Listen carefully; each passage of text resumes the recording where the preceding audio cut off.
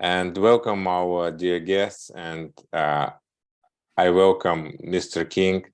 John is the author of the Tribal Leadership Conception, which became the basis for Amazon, New York Times, and Wall Street Journal bestseller. And still, after 15 years, this book counts as one of top 20 best business books worldwide. Welcome our dear guests, and I welcome Mr. King, John. So this is your inner circle project, and we believe that 12 people who surround us determine our success and happiness. And that is why we invite great people to join our inner circle. And today our guest is John King. Dear John, how are you doing? I am doing very well, Dr. Timour. I'm very, very happy to see you again. Wonderful. And last time we promised that we will talk about your new book, Conception, and this is about Cowboy-up. Yes. Tell us more about this. What is the story of being a cowboy? Well, what is the story of being a cowboy? It's a way of thinking. It's a way of being in the world. When I was raised, I was born in the state of Texas. And in Texas, it's all about cowboys. So in the world of cowboys, it's about being strong. It's about being reliable. It's about being someone that you could admire. And so they are the cowboys are the heroes of the Southwest of the United States, which is Texas and also New Mexico, where I was raised. So in my life, I was surrounded by good, strong men who were quiet, didn't say a lot, but you could count on them to do the work, and they were being a cowboy. And they dressed in a certain way. They dressed like a cowboy with a cowboy hat, and they wore cowboy boots often. And they wear jeans and cowboy shirts, and they're just kind of the people that you see in, not everybody, but some men like the idea of being a cowboy. They're kind of outdoors. They like horses. They like being outdoors, and they like if they have a dream, they have a dream to own a ranch someday, a large, a lot of land with some cattle, and having a ranch. So being a cowboy is not only the question of appearance, it's something on a value level. You're talking about freedom, you're talking about being strong. What else? Well, they have a way that they look at life, which is very important to them. For example, to be a man of honor is the first most important thing.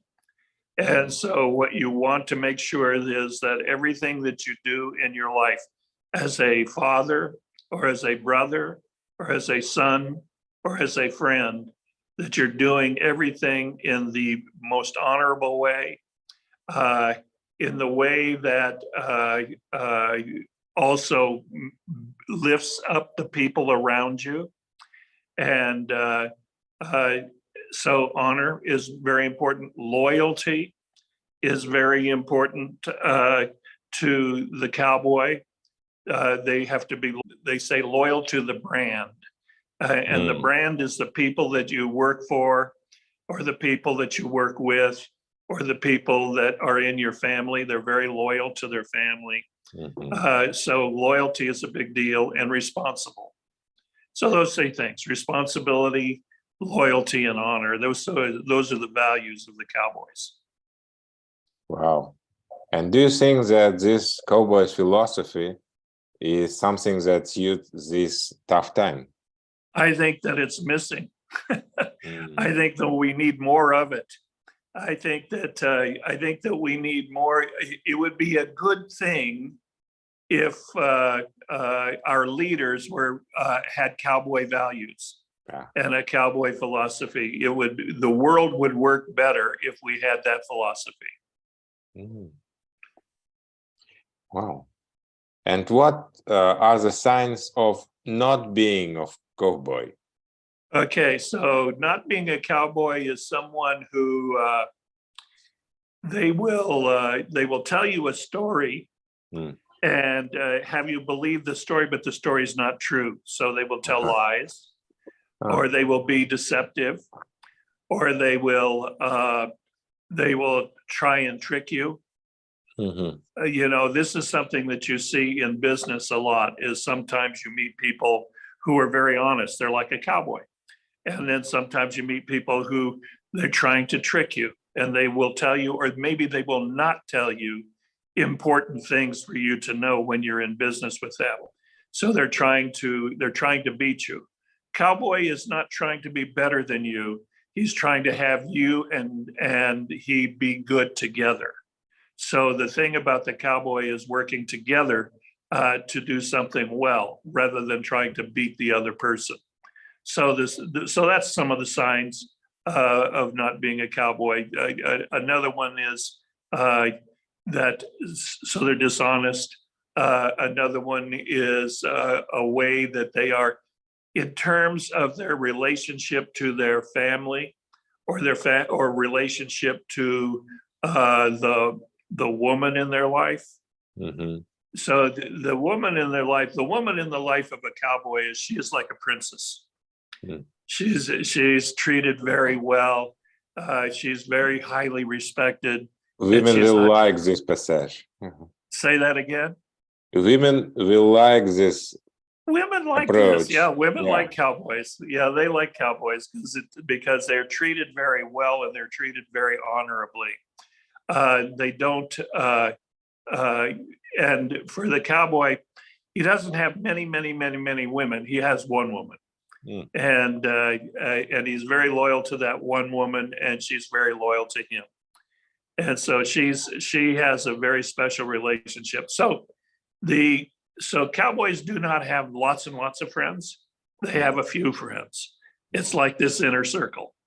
They have a few friends that are very close, that they trust and that they honor, and that they would one of the expressions that they say, because cowboys, back in the old days, cowboys used to carry guns. And so always carried a gun. It was very normal. And the expression of loyalty is that they would say, this is someone that they would take a bullet for. For example, my relationship to you is we're good friends. And so in my relationship with you, I would take a bullet for you. Appreciate it. Not necessarily, but anyway, thank you. Yeah, well, exactly. We try not to have that happen, but if it had to happen, I would put you in front of me if it was a dangerous time. I would be very careful about taking care of you because I'm loyal. And that's how it is with your inner circle. You talk about this inner circle of 12 people around you. I think that's a brilliant number of people to have around you. People that you know, people that you trust, people that you honor, people that you would take a bullet for. Absolutely. And maybe someone will say that we are talking about some outdated values. What we will tell them? We would tell them that they need to get up to date, because these are the real values of human beings. These are the real values that we have survived with from the very, very beginning of when we were in caves. As loyalty was important, honor was important, trust was important. All of those particular things, we had to be able to be responsible, and we had to count on the other guy. If we didn't count on the other guy, back in the olden days, even before cowboys, if I could not count on you, if the tribe could not count on you, then they threw you out of the tribe, and you had to go out and deal with the wolves and the bears and the cats on your own. Yeah. This is a big thing where you're from, because you have wolves. and wolves are a danger, and they're also a danger. They were also a danger to the cowboy. That's why he carried a gun. So what are the, so the main thing is that the values today, we don't see them very much. When we look at our leaders, we see that there are things that are missing in our leaders. One of them is they don't talk straight. Cowboys are straight talkers. They talk directly and they tell the truth, even if it's unpleasant, even if it's hard, even if it's tough on them. So they're not trying to make themselves look better. They're actually trying to make sure that the tribe is moving forward, or the family is moving forward, or whatever the project is they're working forward is working on, and they will work hard. They will give you more than you ask. So if you have a person who's in a job with you, they will come early and they will go home late, and they will work hard, and they will always be trying to forward things. That's the cowboy way. We call it the code of the West. And the code of the West is that you be honorable, and that you give everything that you've got, and that you're loyal to the brand. Do you still have such companies in US with such a culture? Yeah, usually they're small cultures. Usually they're small companies, maybe small companies of maybe 10 or 20 or maybe even 50 people that might have that idea. But it's very, very rare that you see it in a big company, in a big corporation, because the corporation doesn't host cowboy values. It hosts kind of business values, which means the bottom line, which means at any cost, which means, how do you get ahead? And usually in that world, usually when you want to move up in that world, it's a pyramid. And so you have to wait for the person in front of you to die or to quit. And so you make sure that they look bad rather than look good. The idea about the cowboy way is to make your boss look good, make people around you look good, do things in that sort of way. And then when you rise on your own merit. So the cowboy way is a world of and a way of thinking about life that is about thinking about life as merit rather than being able to push yourself forward. And it's a way of looking at partnerships. When cowboys say hello to each other, they say howdy, partner. Howdy. Howdy. Yeah, that's the way the cowboys say howdy. And usually they say howdy, partner. And when they talk about you, like when I mention you, when I talk to you, I talk about you as my partner. The name of my company is John King Partners. So it's all about being a good partner to other people, and being a good partner is lifting people up and using their values. And this change that happened in our culture in modern world, when we forgot about these core values, about loyalty, about being strong, about being direct and honest. Yeah. What are the reasons for such a change in a culture? I don't know what the reasons are, except I think that we've got too much government. Cowboys they're individuals, and they're about personal freedom. And we happen to live in a world now where the governments are bigger and bigger and bigger, and there are more and more and more people who are putting together not only the laws and the regulations, but the entitlements. Do you know the word entitlement? Mm-hmm. Means that, yes. So cowboys know that they are entitled to nothing, that they have to work for everything that they've got. But if we live in a world where people are being raised up, particularly in the cities, we're living in a world where people feel like they are entitled to everything. So they get their education and they get their health care and they get their, I don't know, they get money for this and they get food stamps for that and, whatever.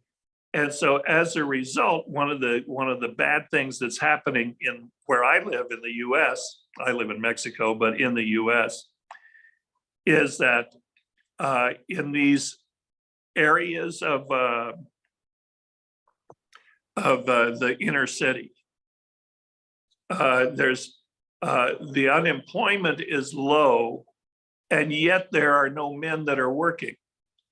And the reason is because they're all getting entitlements and handouts and money from the government. So one of the things that does is it makes people soft. It makes people, it takes away their meaning for life, and it takes away their will. One of the important things about being a cowboy and looking at life as a cowboy is that life has a meaning.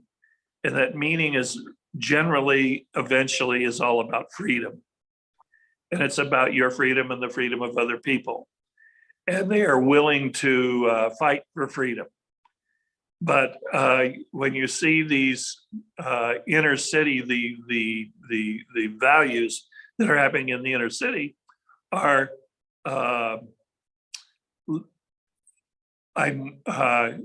the government needs to take care of me as somebody owes me something. And I don't know if you see that over there in Uzbekistan, but we're seeing this in the US and we're seeing it more and more and more. Now they say, I was just listening to a report that 60% of the young men between 18 and 25 or 30 are not working. They're living off of the government entitlements. So I think this is a tragedy because these young men are our resource.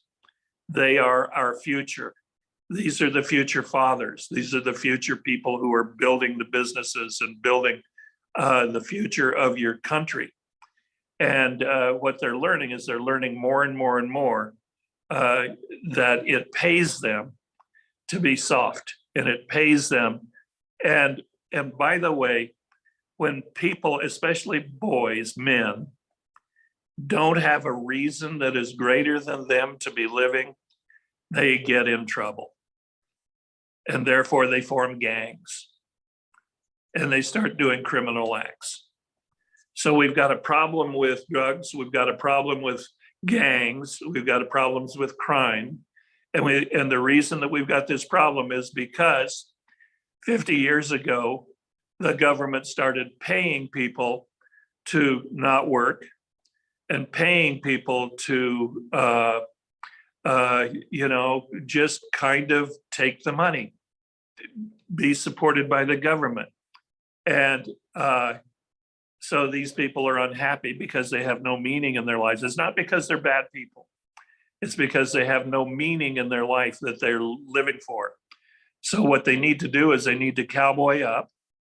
They need to actually take on the cowboy traits and goals and take on a cowboy point of view and start living a life with meaning. This is what I think.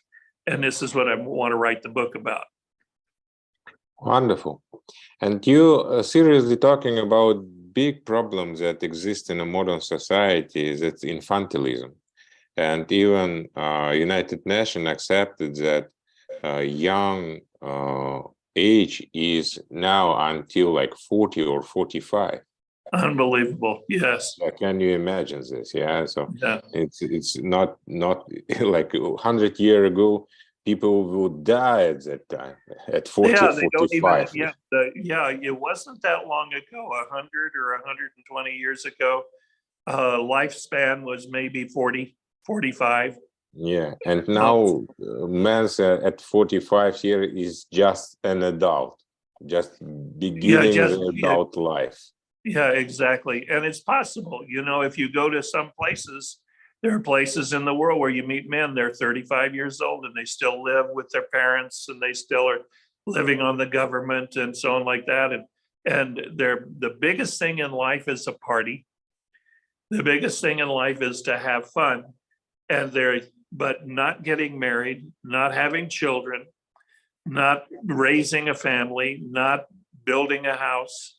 I had a student from Uzbekistan who came to me. Wonderful guy. He was 30 years old at the time. And he said, my father told me that before I was 30, I needed to have a baby, have a boy, plant a tree, and build a house. He said, I'm 30 years old, I have a boy, I planted a tree, and I built a house. So what's next? What's next? Yeah. So we were able to talk about what's next. But this guy, even though he was Uzbek, he was a cowboy. Cool. He still is. His name is Marat. Wonderful. Thank you for this story. And we are parents. We have children, and many of our listeners are, and we are worrying about this thing. And this is a problem, actually, how to talk to children, what to teach them, how to make them to be responsible for their actions, and where to begin. So how to become a cowboy or a real man? A real man. It happens between the ages of 3 years old and 4 years old. So it happens we very missed young. the spirit already. Yeah? Yes. So 3 years old, you've got a little criminal. They say no, they don't obey you, they pay no attention, and they don't share, and they don't learn how to play with other kids. The most important thing that a child has to learn is how to play with other kids so that other kids want to play with them. This is the number one thing. So if the parent is able to teach them up until 3, you just feed them and you take care of them and you try and, try and keep them from hurting themselves and try and keep them from hurting everybody around them, because they're little criminals. But we want to turn them into little cowboys. And it happens between the age of 3 and 4. And what you're teaching them is you're teaching them their manners. You teach them to say please and thank you. You teach them to play nicely with the other kids, not just alongside of them and steal the toys, but to share the toys. You teach them to play with the kids so that the other kids, what the parent hears is from the other parents, as they hear, my son wants to play with your son. My kid wants to play with your kid. My kid likes your kid. The parents want to get the feedback from the other parents that they're doing a good job with their son, and how they're doing that job is that they get the feedback that other kids want to play with them. This is the way they want to be all the way through their life. So it doesn't matter. It starts when you're 4 years old, around 4 years old. There's a change. So now we got a little cowboy. And now when he goes to school and he's 6 years old, he has to now learn how to play, not just play with the people that he knows, but he has new groups of people that he has to play with, boys and girls. And he has to learn to be a gentleman with the girls. And he has to learn to play fair with the other guys. So they want to play with him. And that's from age 6 to 9. And then after that, 10-year-olds to 12, new group of people, older group of people, stronger boys, more bullies. He has to learn how to be strong. He learns how to stand up to a bully. Then when he gets to be 13 or 14, he now has to learn how to play with people. It's all along, every time you move to a new kind of age group, the age group of 6 to 9, the age group of 10 to 12 or 13, the age group of 13 to say 16, the age group of 16 to 18 or 19, the age of 19 to 21 or 23, all the way up. The rule is play the game, learn the rules, correct. Play the game, learn the rules, correct. So a cowboy is always wants to play the game. When they make mistakes, they learn the rules and they correct. and then they move to the next one. Eventually, by the time they get to be 30, 35, they play the game and they can make up the rules because they're teaching their own children and they're teaching other children. And so they're setting up their culture. They're actually creating groups to work with. They're creating their inner circle. And when they create their inner circle, they're actually playing the game and then setting the rules and then correcting as they go so that everybody gets to play and we're all being cowboys together. Wow, interesting. It's a whole system from the very beginning until the adults. Yeah, it's great when you meet. I sent you a video yesterday of an old cowboy, and he was just sitting and he was smoking his pipe, and he was talking about his philosophy. Those are guys you want to listen to. You want to listen to the old folks. You want to listen to the people who've lived a life. You want to listen to the people who have something to teach you so that you can teach your children. Absolutely.